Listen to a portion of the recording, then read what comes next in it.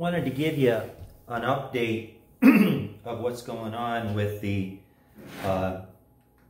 Kettlewell Resonant Covers, what new harps they're going to be fitted to. But before we get into the news, let me just share what this invention is all about. Well, you've seen the ERGO button. You know, I make those on a lathe. You've seen the sliders, you know, making movement to new note holes, easy positions, and then air tightening of harps. But this is completely different.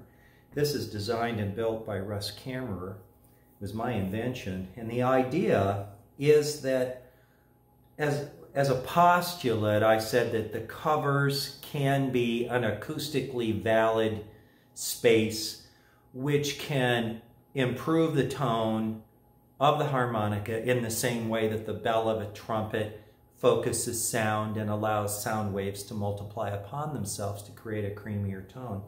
Now, again, so this is a 16-hole here, SCX Suzuki. Here's the sound.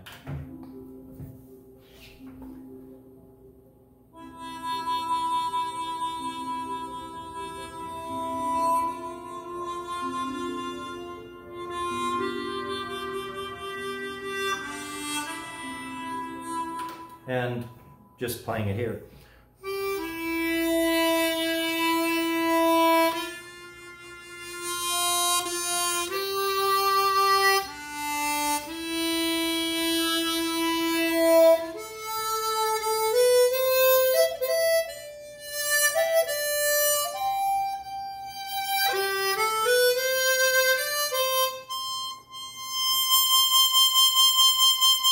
Okay, so the covers make the entire range of sound from the harmonica better, from low volume or dynamics to high. All the way along you get a richer, more powerful sound.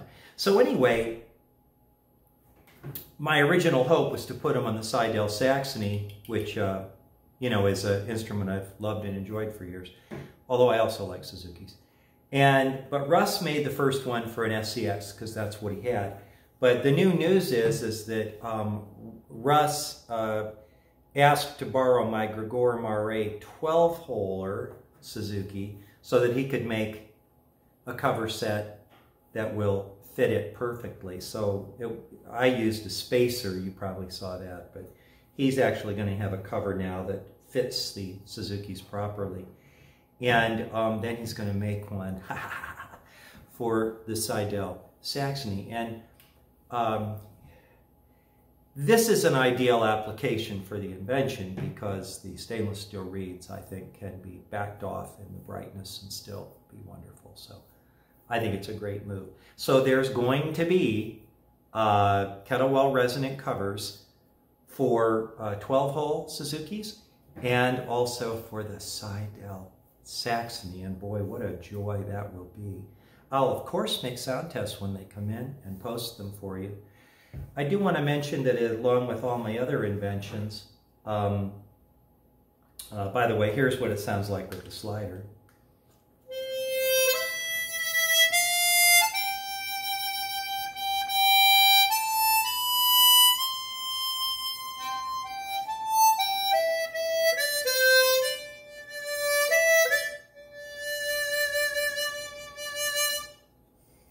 Changes the tone a little bit because it enlarges the sound chamber because of the thickness of the slider.